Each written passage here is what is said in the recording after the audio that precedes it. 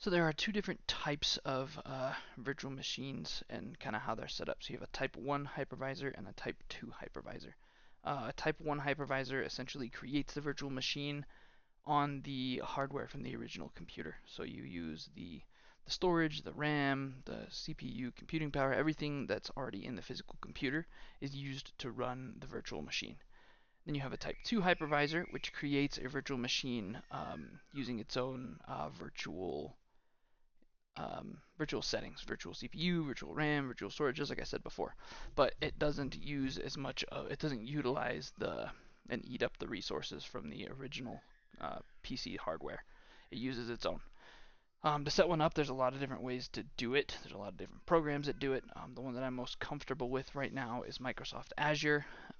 Using Microsoft Azure, it's a Type 2 hypervisor, so you can use you can create your own virtual machine that has its own resources. It utilizes its own CPU, RAM, storage, all that. It has its own. It's basically its own computer that is virtual. Pretty much easy way to explain it.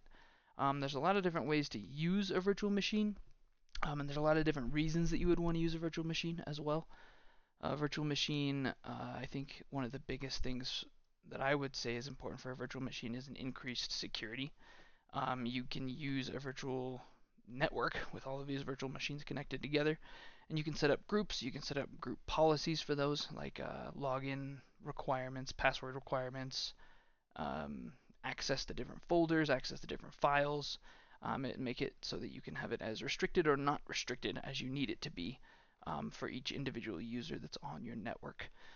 Another really cool thing you can use a virtual machine for is to use it as a kind of a safety net if something were to go wrong.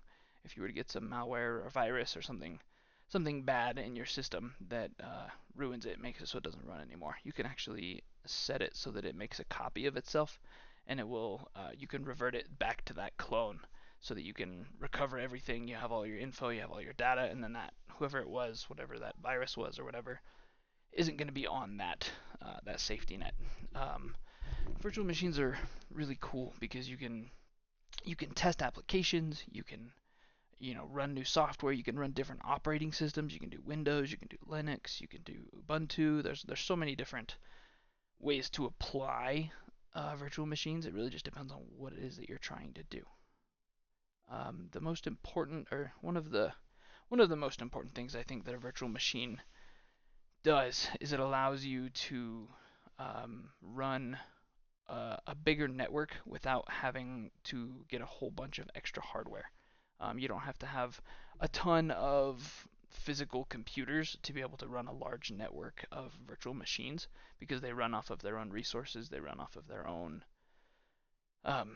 own computing power. Essentially, they don't have to eat up the resources from the host machine, the original PC. They are used to run their own applications, connect themselves to the internet, connect themselves to the rest of the VMs in the network.